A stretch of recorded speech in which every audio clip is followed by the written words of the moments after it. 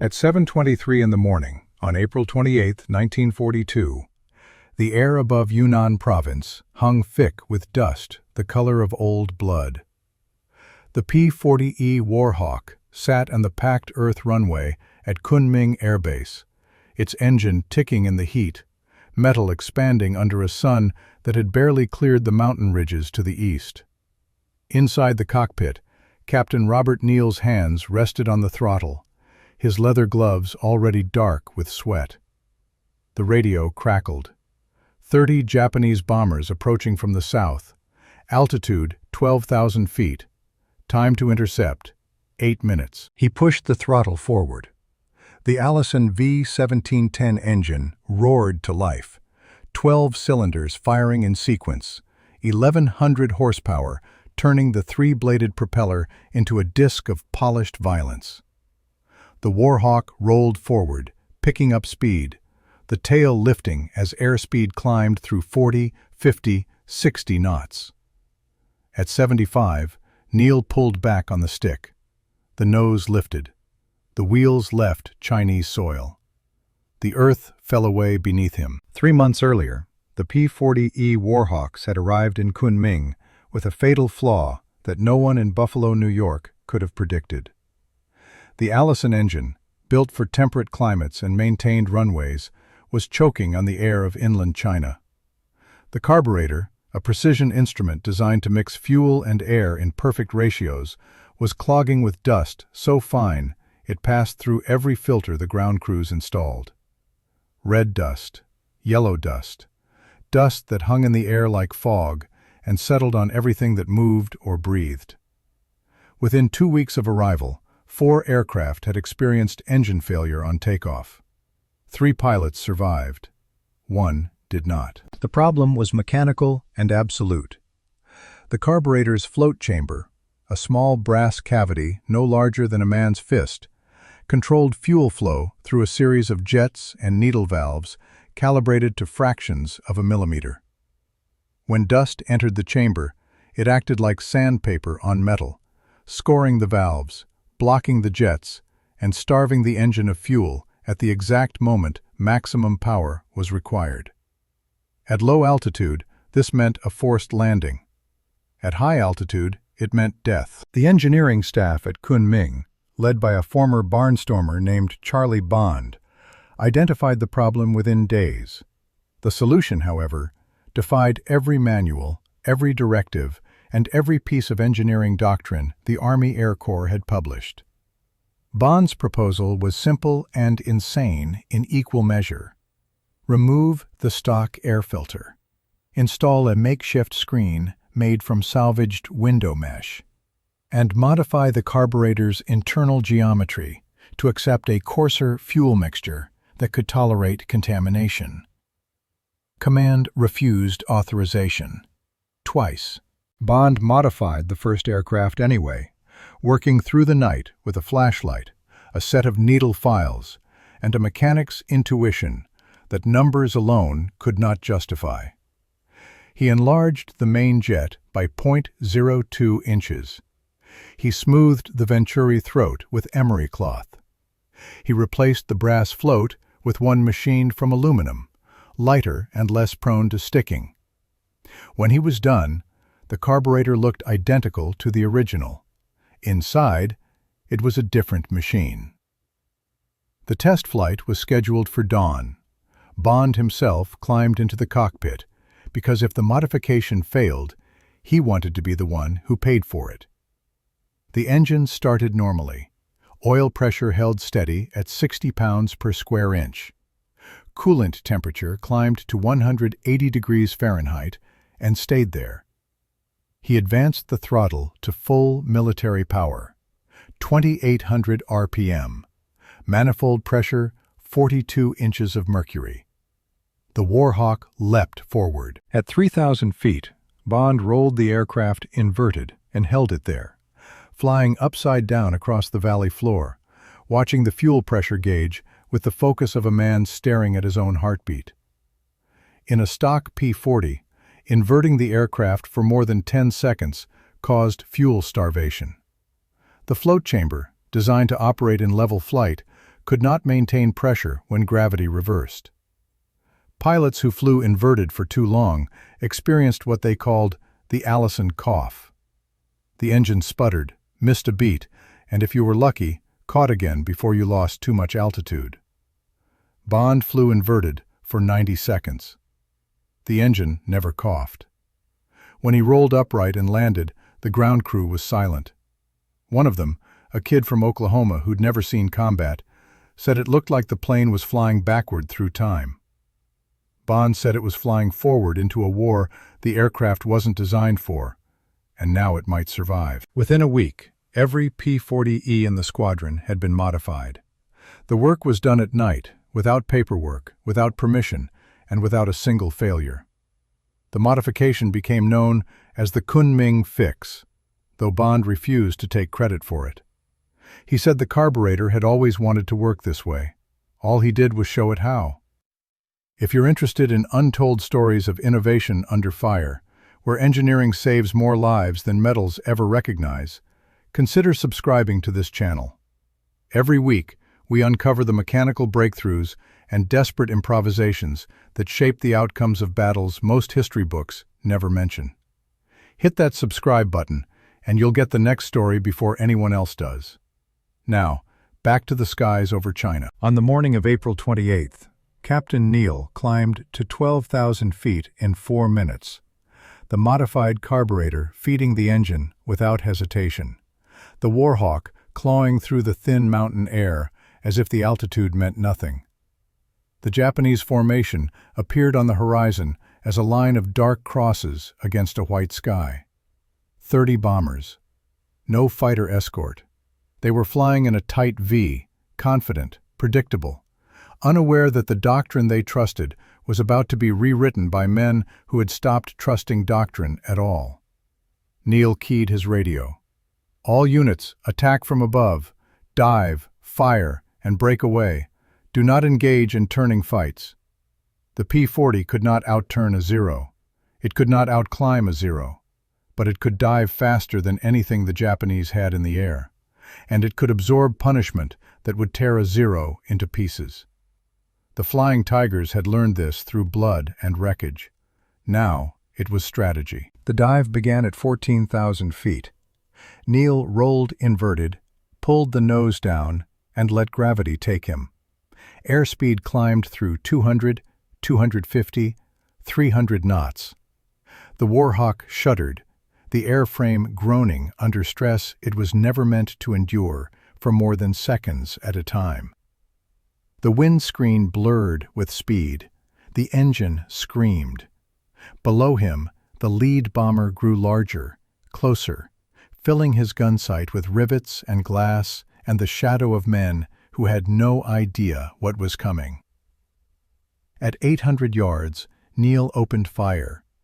6 50-caliber Browning machine guns, 3 in each wing, firing at a combined rate of 4,000 rounds per minute. The tracers arced downward, a river of light converging on the bomber's left wing. Metal tore. Fuel tanks ruptured. Fire bloomed orange and black, and the bomber pitched forward, its nose dropping, the formation scattering as burning wreckage fell through their ranks. Neale pulled out of the dive at 4,000 feet, the G-forces crushing him into his seat, blood draining from his head, vision narrowing to a tunnel of gray static. He leveled off, checked his instruments, and climbed back into the fight. The carburetor, modified and unproven 3 weeks earlier, had not missed a single beat. The battle lasted 9 minutes. Of the 30 Japanese bombers, 14 were destroyed before reaching their target. Another 6 were damaged so severely they crashed on the return flight.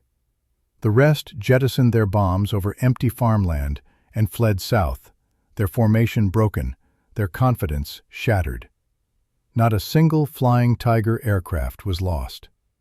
The only casualty was a cracked canopy on Neale's Warhawk, struck by a fragment of debris during his third pass. The aftermath was silence. The sky cleared. The smoke drifted east on the wind. black columns rising from the wreckage scattered across 20 square miles of Yunnan countryside. Chinese farmers emerged from their shelters and stared at the burning metal that had fallen from above, pieces of aircraft they couldn't identify, belongings scattered across rice paddies, personal items that had belonged to men who were now dead, letters, photographs, a watch still ticking. The farmers collected what they could and buried the rest. Back at Kunming, the pilots sat on the wing of Neale's Warhawk, exhausted, silent, drinking water from canteens that tasted like rust and dust. No one spoke about the kills. No one celebrated. There was no joy in victory, only the hollow recognition that they'd survived another day, and the Japanese would be back tomorrow. War wasn't a sequence of battles. It was an attrition of spirit, a slow erosion of belief that anything mattered beyond the next scramble, the next dive, the next trigger pull. Neale walked to the operations tent and filed his report. 14 confirmed, 6 probable.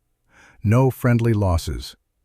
The numbers were clean, efficient, devoid of context.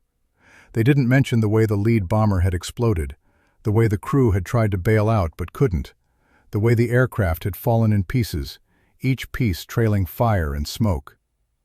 They didn't mention the Oscar pilot who'd almost gotten on McGarry's tail, who'd turned inside the Warhawk's dive and nearly had the angle, whose reflexes had been perfect, and whose aircraft had simply disintegrated under stresses it wasn't built to survive. The report went to command in Chongqing, where it was read by men who'd never flown combat, who saw only statistics, trends, kill ratios that justified continued operations. They didn't see the dust. They didn't hear the engines. They didn't know that every number represented a moment where men had to decide between following doctrine or following instinct. And instinct was the only thing that kept them alive. The modification that saved those pilots wasn't mentioned in official reports. It didn't appear in engineering logs or maintenance records. Command never acknowledged it, because Command never knew. The Kunming Fix existed in the space between survival and regulation, where men who understood machines better than the men who designed them made choices that kept other men alive. One of those men was a 22-year-old crew chief named Tom Haywood, who had grown up rebuilding tractor engines on a farm in Iowa, and now spent his nights with a wrench and a headlamp, adjusting carburetors on aircraft that were supposed to be identical, but never were. Haywood said every engine had a personality, and if you didn't listen to it, it would kill you or the man flying it. He could hear a misfire from 100 yards away. He could feel a cylinder running lean just by resting his hand on the cowling. When Bond's modification was implemented across the squadron, Haywood was the one who calibrated each carburetor individually, tuning them by ear and instinct rather than specification. He said the Allison engine wanted to run rich at altitude and lean at sea level, but the factory settings tried to split the difference and ended up satisfying neither condition. His adjustments weren't recorded anywhere. They existed only in his memory and in the engines themselves, invisible and essential.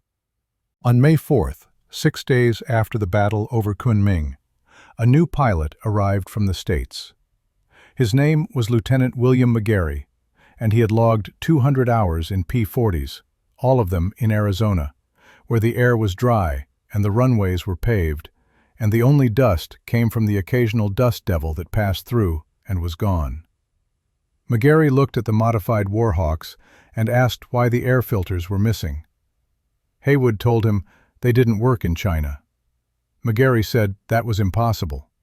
Haywood said nothing else. McGarry's first combat sortie was scheduled for the following morning.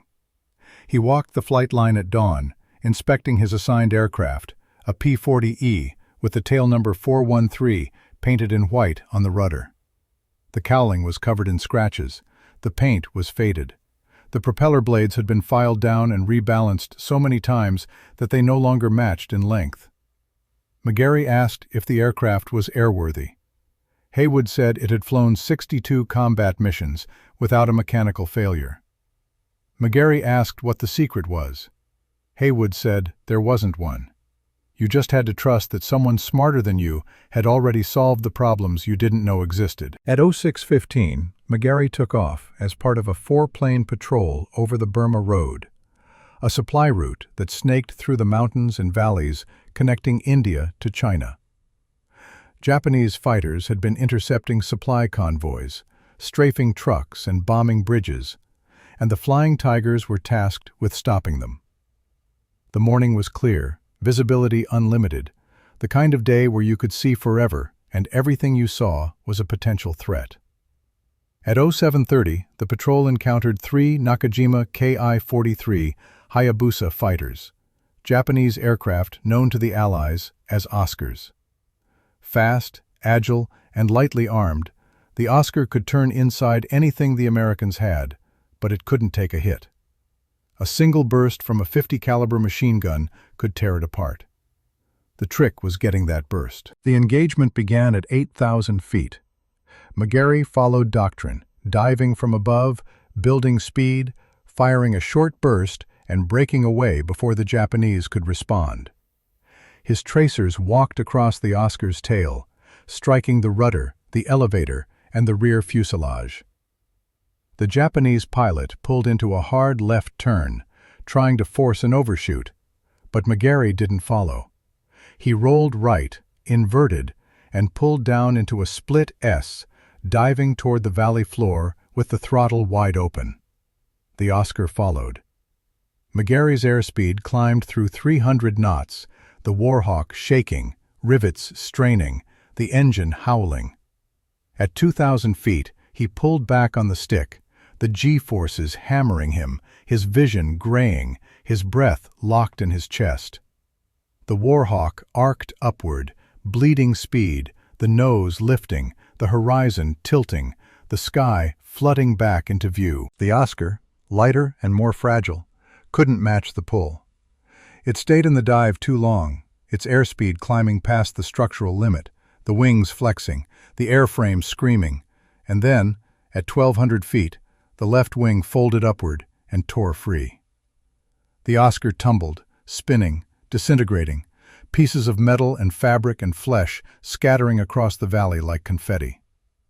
McGarry leveled off at 5,000 feet, his hands shaking, his breath ragged, his mind replaying the last 10 seconds over and over, trying to understand what had just happened.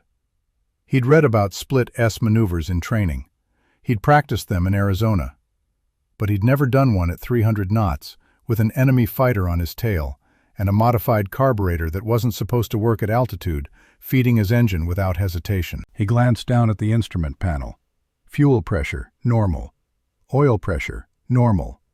Coolant temperature, 190 degrees, slightly high, but within tolerance. The engine that every manual said would fail under sustained inverted flight or prolonged high-G maneuvers had just saved his life, and he didn't even know why it worked. When McGarry landed at Kunming 40 minutes later, Haywood was waiting on the flight line. He didn't ask how the mission went. He didn't need to. He could see it in the way McGarry climbed out of the cockpit, slow and careful, like a man who'd just learned that survival was a collaboration between flesh and metal and luck, and you couldn't control any of them. Haywood inspected the aircraft, checking for damage, running his hands over the cowling, listening to the engine as it cooled, the metal ticking and sighing. Everything looked normal. Everything felt wrong. Haywood pulled the cowling and examined the carburetor. The float chamber was coated in a fine layer of red dust, exactly as he'd expected. But the fuel flow was steady. The jets were clear. The modification was holding. He closed the cowling, made a note in his logbook that wasn't really a logbook, and walked back to the maintenance tent without a word. That night, McGarry found Haywood sitting outside the tent, smoking a cigarette, staring at the mountains. McGarry asked him how long the modification would last. Haywood said he didn't know.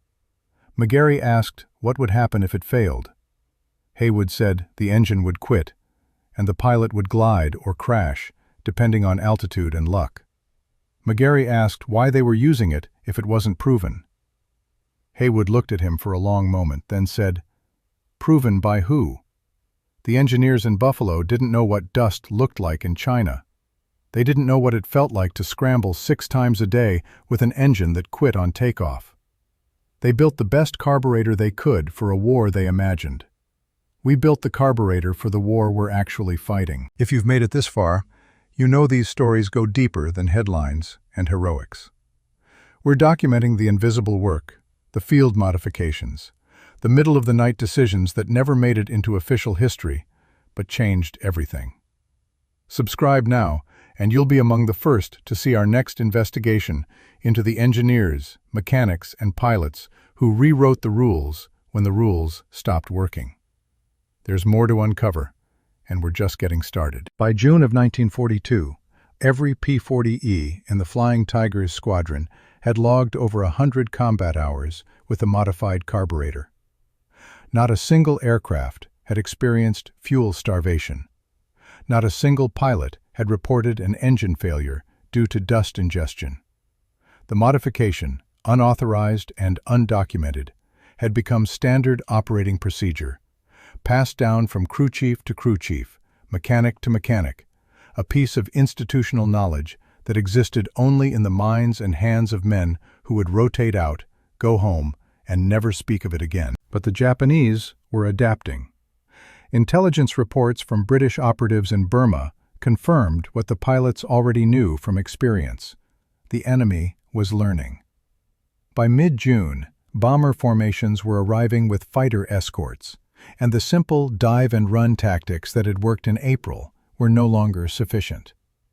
The Zeros and Oscars that accompanied the bombers were faster, more maneuverable, and flown by pilots with hundreds of hours of combat experience. These weren't fresh recruits. These were veterans of the China campaign, men who'd been flying combat since 1937, who knew the P-40's strengths and weaknesses as well as the Americans did. The psychological strain was compounding. Pilots were flying 4, sometimes 5 sorties a day, scrambling at dawn, landing to refuel and rearm, then scrambling again. There was no rest cycle, no rotation to rear areas, no relief. The same 12 pilots flew every mission, and the attrition wasn't from bullets or crashes, it was from exhaustion so profound that men began making errors they wouldn't have made a month earlier, misjudging distances, hesitating at critical moments, forgetting to switch fuel tanks or lower landing gear. In early June, a pilot named David Lee Hill landed after a mission and couldn't remember anything from the previous 30 minutes. He remembered taking off. He remembered the climb to altitude. Then nothing. He was told he'd engaged 2 Zeros, shot 1 down, and returned to base. He had no memory of it. The flight surgeon grounded him for 48 hours. Hill was back in the air on day 3 because there was no one else. The mechanics were carrying an equal burden. For every hour the aircraft flew, 5 hours of maintenance were required. Engines had to be inspected, fluids checked, filters cleaned, control surfaces examined for cracks. The P-40's airframe was stressed beyond design limits every time it pulled out of a dive at 300 knots, and stress meant fractures, invisible at first, then catastrophic. Haywood and his crew walked the flight line at night with flashlights, running their hands over wing spars, feeling for the subtle change in texture that meant a crack was forming. They found 2 in 1 week. Both aircraft were grounded. The carburetor modifications required constant attention. The enlarged jets meant higher fuel flow, which meant more carbon buildup, which meant more frequent cleaning. Every 3 missions, Haywood pulled the carburetor, disassembled it, soaked the components in solvent, and reassembled it by feel in the dark because there were no work lights, and generators were reserved for the radio equipment. He did this for 18 aircraft. every 3 days. The math was simple. 54 carburetor overhauls every 9 days, working alone or with one assistant, often in dust storms that coated everything in red grit the moment you opened an engine cowling. Bond handled the structural repairs, the wing patches, the landing gear that buckled under hard landings on runways that were little more than packed dirt. He worked with whatever materials were available. Sheet aluminum scavenged from wrecked aircraft, rivets pulled from damaged sections and reused, welding rods that were supposed to be for truck repairs but worked just as well on aircraft frames. Every repair was improvised. Every fix was a negotiation with physics and hope. The supply situation was deteriorating. Replacement parts weren't arriving. The pipeline from India, across the Himalayas, over the hump, as pilots called it, was supposed to deliver everything the squadron needed. It delivered approximately 30%. The rest was lost to weather, crashes, or simple logistical chaos. When a shipment did arrive, it was often the wrong parts, components for B-17s or P-38s, aircraft that weren't even in theater. Bond would examine the crates, then set them aside, knowing they'd eventually find a use for something, even if it wasn't the use the engineers in California had intended. One crate contained 75 spark plugs for the Pratt & Whitney R-1830 engine, which powered the Navy's F-4F Wildcat. None of the aircraft in Kunming used that engine. Bond kept the plugs anyway. 2 weeks later, when a shipment of Allison spark plugs arrived damaged, moisture-contaminated and unusable, Bond took the P&W plugs, filed down the threads, adjusted the heat range by shimming the gaps, and installed them in 3 P-40s. They worked. Not perfectly, but they worked. Captain Neale, now the squadron's leading ace with 11 confirmed kills, called a meeting in the operations tent on June 18th. He stood in front of a chalkboard covered in diagrams, angles of attack, dive profiles, and energy management curves. He said the P-40 wasn't a fighter, it was a weapon. And like any weapon, it had to be used precisely, without hesitation, and with absolute understanding of its limits. The key, Neale said, was altitude. Not the altitude you fought at, but the altitude you started from. Every engagement had to begin with an energy advantage, speed and height, so that even if you missed on the first pass, you had enough velocity to escape and reset. The Warhawk couldn't climb with a 0. It couldn't turn with a 0. But it could outdive a 0, and at high speed, it was stable where the Japanese fighters fell apart. The problem was getting to altitude in time. A scramble from ground level to 15,000 feet took 8 minutes, and by then, the Japanese were overhead, dropping bombs, turning for home. The window of interception was closing before the Warhawks could reach it. Neale said they needed to change the doctrine again. They needed to stay airborne longer, patrol at altitude, and intercept the Japanese before they reached their targets. This meant longer missions, more fuel burn, more stress on engines that were already operating beyond their designed lifespan. It also meant the carburetor modification had to hold under sustained high-altitude cruise, a condition it had never been tested for. Haywood was called into the meeting. Neale asked him if the engines could handle it. Haywood said they'd been handling it. Neale asked if they'd keep handling it. Haywood said he didn't deal in guarantees. He dealt in maintenance schedules, oil changes, and listening to engines that couldn't talk, but told you everything anyway. The new patrol doctrine was implemented on June 20th. 4 aircraft would remain airborne at all times, orbiting Kunming at 12,000 feet, waiting for the call. When enemy formations were spotted, the patrol would already be in position, above them, with the sun at their backs and gravity on their side. It was a gamble. Fuel was scarce. Spare parts were non-existent. Every hour in the air was an hour closer to mechanical failure, and there were no replacements. The first interception under the new doctrine occurred on June 22nd. 27 Japanese bombers, escorted by 16 Zeros, approaching from the southeast. The patrol, led by Neale, was orbiting at 13,000 feet when the call came in. They had 4 minutes to position. Neale climbed to 16,000, rolled inverted, and waited. The bombers appeared below him, a perfect formation, untouchable, confident. The Zeros flew above them, weaving back and forth, looking for threats that weren't there yet. Neale counted to 3, then he dived. The other 3 Warhawks followed, a cascade of American steel and modified carburetors and pilots who'd stopped believing in impossible. They hit the bomber formation from above and behind, firing into the center of the V, targeting the lead aircraft, the command ship, the one that held the formation together. Tracers converged. Metal tore. Fire erupted. The lead bomber pitched forward, its nose dropping, and the formation, trained to follow the leader, followed him down into chaos. The Zeros reacted too late. By the time they rolled into pursuit, the Warhawks were already diving through 8,000 feet, airspeed climbing past 300 knots, untouchable. 3 bombers were burning. 2 more were trailing smoke. The rest jettisoned their payloads early and turned for home, their mission aborted, their formation shattered. Total engagement time, 90 seconds. Neale landed with 12 rounds of ammunition remaining. His engine was running hot, coolant temperature hovering at 210 degrees, 10 degrees below the red line. Haywood was waiting. He pulled the cowling, inspected the carburetor, checked the plugs, drained a sample of oil into a tin cup, and held it up to the light.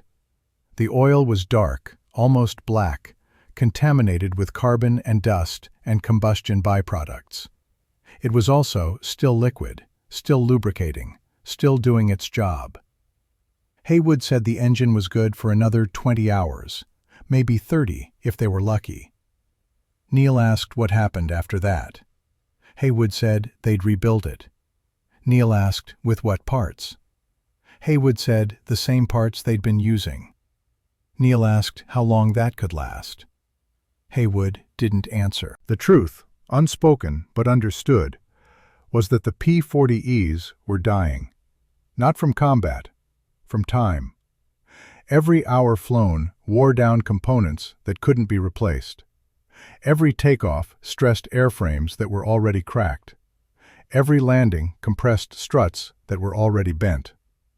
The Kunming Fix had solved the carburetor problem, but it couldn't solve the fact that these aircraft were built for a 6-month deployment and had been in continuous combat for 8. By July, the squadron was down to 18 operational aircraft. 2 had been lost in combat. 4 were grounded with structural damage. The rest were flying on borrowed time, held together by wire, rivets, and the absolute refusal of ground crews to let them fail. Haywood worked 20-hour days, sleeping in the maintenance tent, eating cold rice, his hands black with grease and hydraulic fluid, his mind running through checklists that never ended. On July 12th, one of the Warhawks suffered a catastrophic engine failure on takeoff. The pilot, a lieutenant named Jack Newkirk, had just rotated when the Allison seized, the crankshaft snapping, pistons punching through cylinder walls, oil spraying across the windscreen.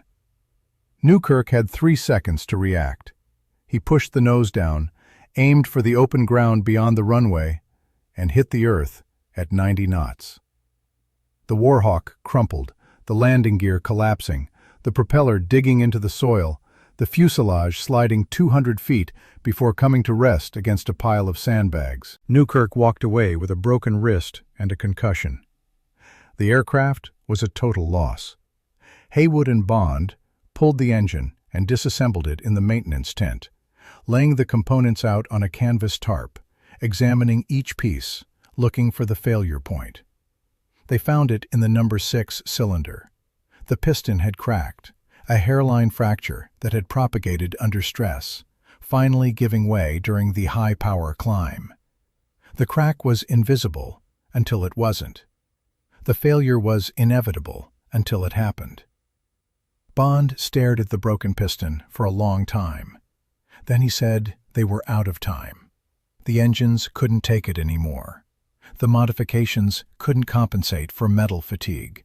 The war had moved past what the P-40 was designed to do, and no amount of field engineering could change that.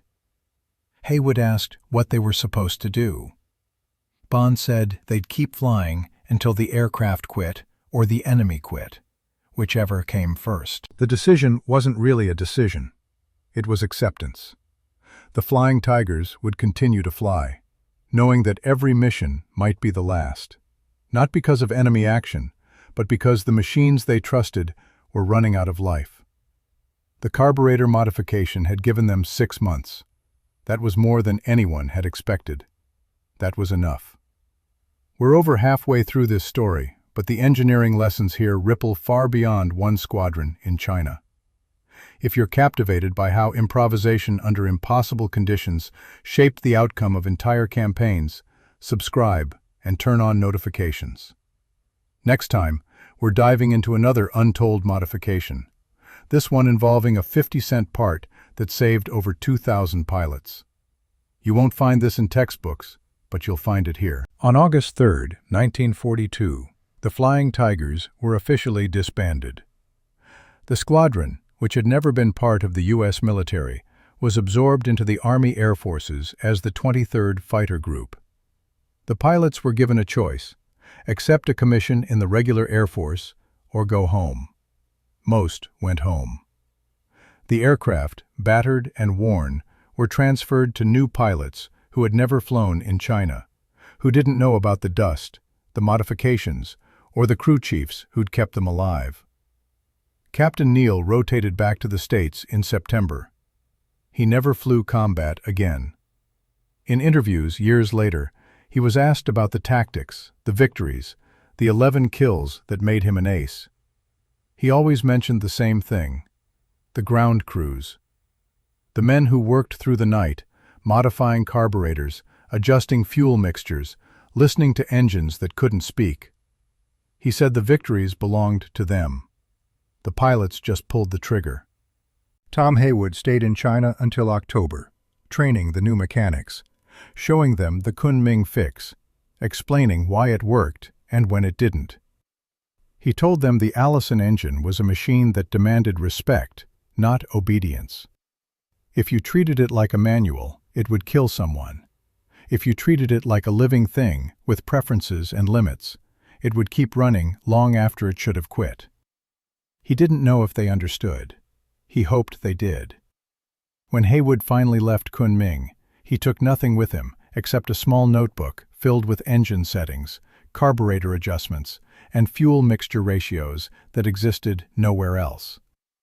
He kept it in his pocket for the rest of his life. He never showed it to anyone. After he died in 1987, his son found it in a drawer, the pages yellowed, the ink faded, the handwriting barely legible. He didn't know what it was. He threw it away. The P-40E Warhawks that survived the Flying Tigers tour continued to fly until 1943, when they were replaced by newer aircraft with better engines and proper air filtration systems designed for desert and jungle environments. The carburetor modification was never officially documented.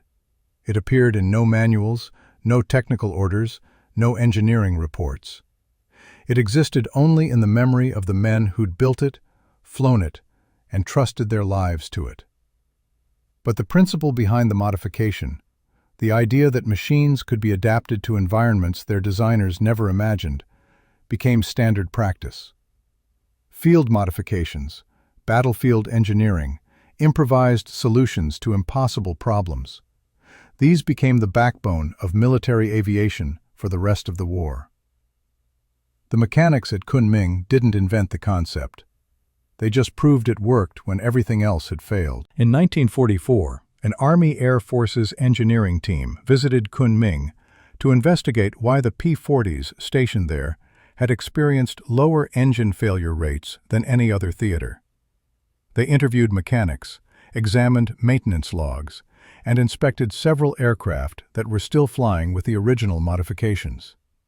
They found the enlarged carburetor jets, the modified float chambers, and the absence of air filters. They wrote a report recommending the changes be implemented across all P-40 squadrons operating in high-dust environments. The report was filed in Washington and forgotten. By the time it reached anyone with authority, the P-40 was being phased out, replaced by the P-51 Mustang, an aircraft with a different engine, a different carburetor, and different problems. The lessons learned at Kunming never made it into official doctrine. They lived on only in the minds of the mechanics who'd been there, the pilots who'd flown there, and the aircraft that survived. One of those aircraft, tail number 413, the Warhawk that Lieutenant McGarry had flown on his first combat mission, remained in service until May of 1945. It logged over 600 combat hours, participated in 132 missions, and was credited with 8 aerial victories. The engine was rebuilt twice, the airframe patched and repatched, the carburetor modified, adjusted, and remodified until it bore almost no resemblance to the original design. It never failed. In June of 1945, after the war in Europe had ended and the Pacific campaign was winding down, 413 was flown to a depot in India and stripped for parts. The engine was removed, disassembled, and scrapped. The airframe was cut into sections and sold as salvage.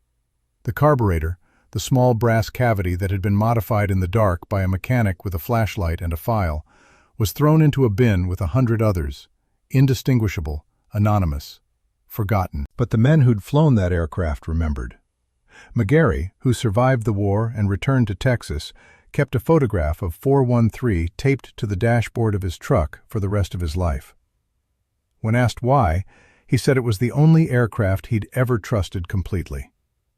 Not because it was new or fast or advanced, but because someone had cared enough to make it work when it wasn't supposed to. That's the story of the Kunming Fix. Not a technological breakthrough, not a dramatic innovation, just a small, invisible modification made by men who understood that survival wasn't about following the rules, it was about knowing when the rules no longer applied. The carburetor that choked on Chinese dust was redesigned in the field, by mechanics who'd never gone to engineering school, using tools that weren't in any manual. And it worked. Not because it was perfect, but because it was necessary. The engineers in Buffalo never knew their design had been changed. Command never authorized the modification. The pilots who flew the aircraft never understood how it worked. But the aircraft kept flying, the engines kept running, and the missions kept succeeding. Because somewhere in the chain between design and deployment, a few men decided that institutional knowledge wasn't enough. They needed something else. They needed to listen to the machines. Charlie Bond, the mechanic who'd first modified the carburetor, returned to the States in late 1942. He was offered a position at Curtiss-Wright, the company that built the P-40, working in their engineering department. He accepted, believing he could bring the lessons from China back to the design process. He lasted 6 months. The engineers didn't want to hear about field modifications. They wanted data, controlled tests, reproducible results. Bond told them the data was in the combat reports. The tests were conducted at 12,000 feet under enemy fire, and the results were that pilots came home alive. They told him that wasn't how engineering worked. Bond quit and went back to barnstorming, flying air shows across the Midwest, performing loops and rolls and inverted passes in a clapped-out Stearman biplane that he maintained himself. He never spoke publicly about his time in China. When asked about it, he said he'd been a mechanic. That was all. Just a mechanic. He died in 1970, buried in a cemetery in Texas, his gravestone listing his name, his dates, and nothing else. Tom Haywood went back to Iowa and took over his father's farm.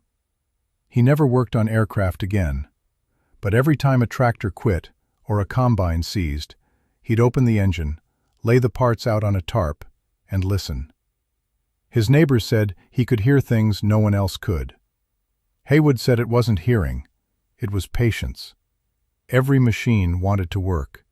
you just had to give it the chance. Robert Neale, the ace who'd flown the first combat mission with the modified carburetor, became a test pilot after the war, evaluating new fighter designs for the Navy.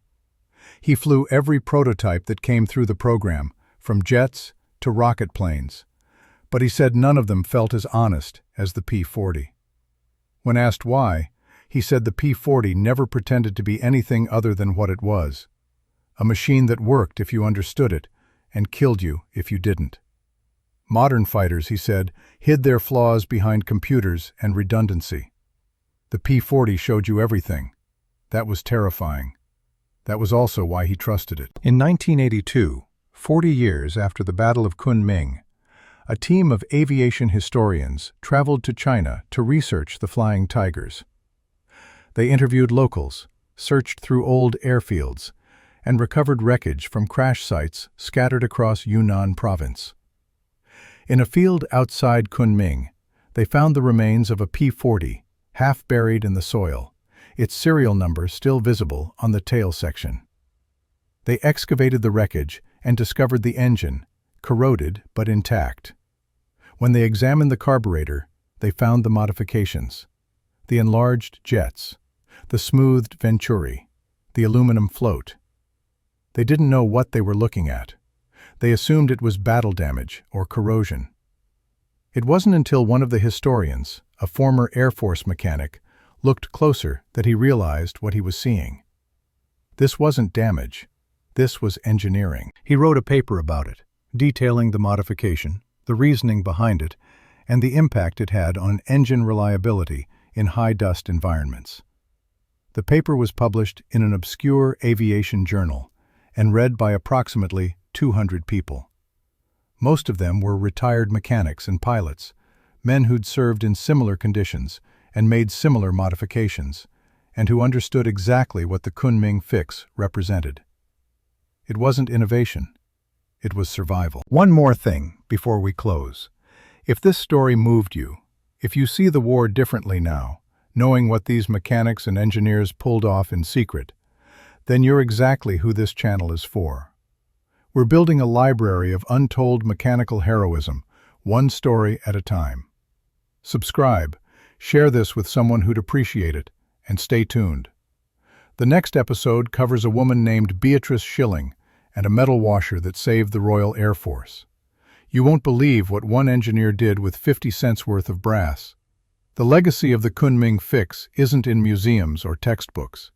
It's in every field modification that followed, every mechanic who looked at a broken machine and asked not what the manual said, but what the machine needed. It's in the knowledge, passed down through generations of crew chiefs and engineers, that design is never final, that adaptation is survival, and that the men who keep machines running are as essential as the men who fly them. The P-40E Warhawk, with its modified carburetor and its refusal to quit, became a symbol of that philosophy. Not because it was the best fighter of the war. It wasn't. Not because it was the most advanced. It wasn't that either.